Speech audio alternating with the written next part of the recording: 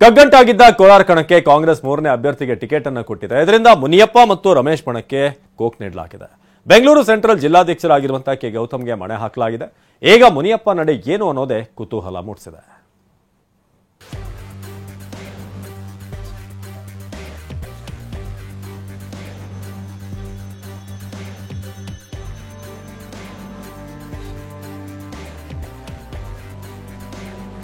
ಜಿದ್ದಿ ನಾನಾ ನೀನಾ, ನಮ್ಮ ಬಣಕ್ಕೆ ಟಿಕೆಟ್ ಬೇಕು, ನಮಗೆ ಕೊಡಬೇಕು.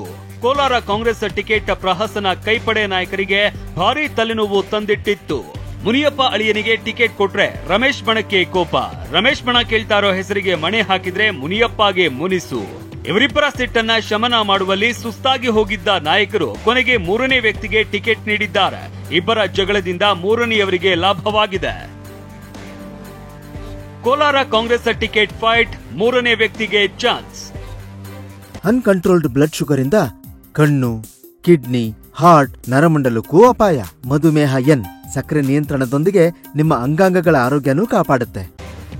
ಕೋಲಾರದಲ್ಲಿ ಕೆ ಗೌತಮ್ಗೆ ಮಣೆ ಹಾಕಿದ ಕಾಂಗ್ರೆಸ್. 28 ಕ್ಷೇತ್ರಕ್ಕೂ ಅಭ್ಯರ್ಥಿ ಘೋಷಿಸಿದ್ದ ಕಾಂಗ್ರೆಸ್ಗೆ ಕೋಲಾರದಿಂದಾದ ಟೆನ್ಷನ್ ಯಾವ ಕ್ಷೇತ್ರದಿಂದಲೂ ಆಗಿರಲಿಲ್ಲ.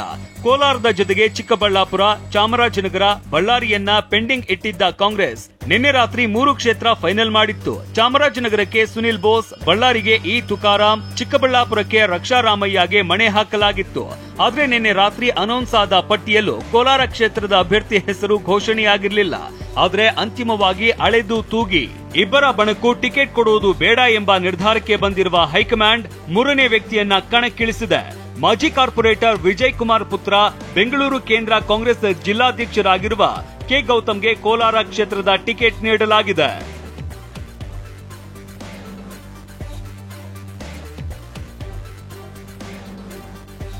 ಮುನಿಯಪ್ಪ ಕುಟುಂಬಕ್ಕೆ ಟಿಕೆಟ್ ವಿರೋಧಿಸಿದ್ದ ರಮೇಶ್ ಬಣಕ್ಕೆ ಮೇಲುಗೈ. ರಮೇಶ್ ಕುಮಾರ್ ಬಣದ ಜೊತೆ ಸಂಧಾನ ಸಭೆ ನಡೆಸಿದ್ದ ಸಿಎಂ ಮತ್ತು ಡಿಸಿಎಂ ಹೈಕಮಾಂಡ್ ನಿರ್ಧಾರಕ್ಕೆ ಬದ್ಧರಾಗಿರುವಂತೆ ಸೂಚಿಸಿದ್ರು.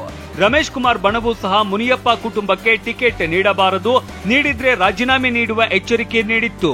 ಇಷ್ಟೆಲ್ಲ ಆದ್ಮೇಲೂ ಮುನಿಯಪ್ಪ ಮಾತ್ರ ಅಳಿಯನಿಗೆ ಟಿಕೆಟ್ ಕೊಡಿಸೋದಕ್ಕೆ ಲಾಬಿ ಮುಂದುವರಿಸಿದ್ರು. ಆದ್ರೆ ಎರಡೂ ಬಣಕ್ಕೂ ಕೂಗ್ ಕೊಟ್ಟು ಗೌತಮ್ಗೆ ಟಿಕೆಟ್ ನೀಡಲಾಗಿದೆ. ಹೈಕಮಾಂಡ್ ನಿರ್ಧಾರವನ್ನ ರಮೇಶ್ ಬಣ ಸ್ವಾಗತಿಸಿದೆ. ಹೈಕಮಾಂಡ್ ತೀರ್ಮಾನ ಮಾಡಿದೆ. ಹೈಕಮಾಂಡ್ ತೀರ್ಮಾನಕ್ಕೆ ನಾವು ತಲೆ ಬಾಗ್ಲೇಬೇಕು. ಖಂಡಿತ ಹೈಕಮಾಂಡ್ ಯಾರೇ ಕ್ಯಾಂಡಿಡೇಟ್ ಗೌತಮ್ ಕೊಟ್ಟಿದ್ದಾರೆ ಅವ್ರ ಕೆಲಸ ಮಾಡ್ತೀವಿ ಸರ್. ಸರಿ, ಒಂದ್ ವೇಳೆ ಗೌತಮ್ ಪರಿಚಿತರಲ್ಲ, ನಿಮ್ಮ ಚಿಕ್ಕಪೇದಣ್ಣ ಪರಿಚಿತರಲ್ಲ, ಇನ್ನು ಹನುಮಂತಯ್ಯ ಪರಿಚಿತರಲ್ಲ, ಯಾರು 3 ಜನ ಕೇಳ್ತಾ ಇದ್ರು, ಇವ್ರು ಯಾರೂ ಪರಿಚಿತರಲ್ಲ. ಮೊದಲ ಅಭಿಪ್ರಾಯ ಏನಂದ್ರೆ ನಾವು ಸಿಎಂ ಮುನಿಯಪ್ಪ ಬೆಳಗಾನಲ್ಲಿ ಮುನಿಯಂಟಪ್ಪಗೆ ಟಿಕೆಟ್ ಕೊಡ್ಬೇಕು ಅಂತ ನಾವು ಕೇಳಿದ್ವಿ. ಆಮೇಲೆ ಆಪೋಸಿಟ್ ಆಗಿ ನಮ್ಮ ದೇವನಹಳ್ಳಿ ಶಾಸಕರು, ಮಂತ್ರಿಗಳು ಅವ್ರ ಅಲೀನಿಗೆ ಬೇಕು ಅಂತ ಕೇಳಿದ್ರು. ಆಯ್ತು, ನಾವೆಲ್ಲ ಸೇರಿ ಕಷ್ಟಪಟ್ಟು ಏನೋ ಮಾಡಿ ಗೆಲ್ಸ್ತೀವಿ ಅವ್ರನ್ನ ಅಷ್ಟೇ. ಅಳಿಯನಿಗೆ ಟಿಕೆಟ್ ಮಿಸ್, ಮುನಿಯಪ್ಪ ಮುಂದಿನ ನಡೆ ಏನು?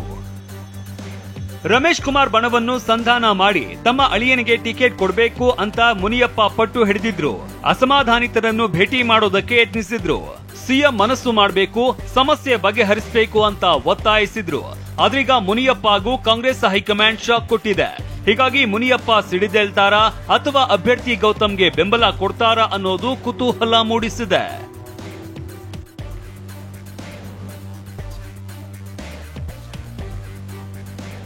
ಬೆಂಗಳೂರು ಸೆಂಟ್ರಲ್ನಲ್ಲಿ ಕಾಂಗ್ರೆಸ್ ಅಭ್ಯರ್ಥಿಗೆ ಟೆನ್ಷನ್.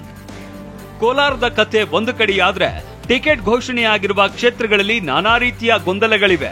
ಬೆಂಗಳೂರು ಸೆಂಟ್ರಲ್ ಕ್ಷೇತ್ರದಲ್ಲಿ ಕಾಂಗ್ರೆಸ್ ಅಭ್ಯರ್ಥಿ ಮನ್ಸೂರ್ ಅಲಿ ಖಾನ್ ಪರ ಶಾಸಕರು ಪ್ರಚಾರ ಮಾಡ್ತಾ ಇಲ್ಲ ಎಂಬ ಆರೋಪ ಕೇಳಿ ಬಂದಿದೆ. ಕೇವಲ ಜಮೀರ್ ಅಹಮದ್, ರಿಜ್ವಾನ್ ಅರ್ಷದ್ ಅಷ್ಟೇ ಸಿದ್ಧತಾ ಸಭೆ ನಡೆಸಿದ್ದಾರೆ. ಆದ್ರೆ ಕೆಜೆ ಜಾರ್ಜ್, ಎನ್ಎ ಹ್ಯಾರಿಸ್ ಈವರೆಗೂ ಸಭೆ ನಡೆಸಿಲ್ಲವಂತೆ. ಹೀಗಾಗಿ ಕಾಂಗ್ರೆಸ್ ಅಭ್ಯರ್ಥಿಗೆ ಟೆನ್ಷನ್ ಆಗಿದೆ. ಅಲ್ಪಸಂಖ್ಯಾತ ಸಮುದಾಯಕ್ಕೆ ಟಿಕೆಟ್ ಸಿಕ್ಕಿರೋದೇ ಒಂದು ಕಡೆ, ಶಾಸಕರು ಕೆಲಸ ಮಾಡದಿದ್ರೆ ಹೇಗೆ ಅಂತ ಜಮೀರ್ ಬೇಸರ ಹೊರಹಾಕಿದ್ದಾರೆ.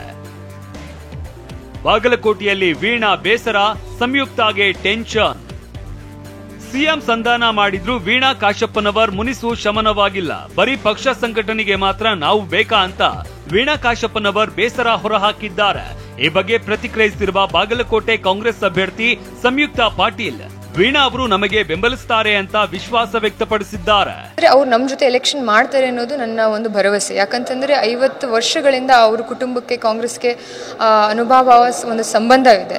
ಸೊ ಅದಕ್ಕೆ ನನಗೇನು ಅನ್ಸುತ್ತೆ ಅಂತಂದ್ರೆ ಡೆಫಿನೆಟ್ಲಿ ಅವರು ಕೂಡ ನಮ್ಮ ಜೊತೆ ನಿಂತು ಎಲೆಕ್ಷನ್ ಮಾಡ್ತಾರೆ ಅನ್ನೋದು ನನಗೆ ಭರವಸೆ ಇದೆ. ಅತ್ತ ಗಂಗಾವತಿಯಲ್ಲಿ ಇಕ್ಬಾಲ್ ಅನ್ಸಾರಿ ಮುನಿಸಿಗೆ ಸಿಎಂ ಮದ್ದೆರೆದಿದ್ದಾರೆ. ಆದ್ರೂ ಅನ್ಸಾರಿ ಬೆಂಬಲಿಗರ ಕೋಪ ಕಡಿಮೆಯಾಗಿಲ್ಲ. ತಮ್ಮ ಸೋಲಿಗೆ ಕಾರಣರಾದ HR ಶ್ರೀನಾಥ್ರನ್ನ ಸಿಎಂ ಭೇಟಿಯಾಗಿದ್ದಾರೆ. ಅವರನ್ನೇ ಇಟ್ಕೊಂಡು ಚುನಾವಣೆ ಮಾಡ್ಲಿ ಅಂತ ಅನ್ಸಾರಿ ಬೆಂಬಲಿಗರು ಪೋಸ್ಟ್ ಹಾಕಿದ್ದಾರೆ.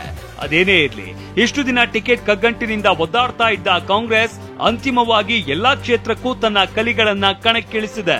ಆದ್ರೆ ಭುಗಿಲೆದ್ದಿರುವ ಕ್ಷೇತ್ರಗಳಲ್ಲಿ ಬಂಡಾಯ ಶಮನ ಮಾಡೋದು ಸವಾಲಾಗಿದೆ. Bureau report, TV9.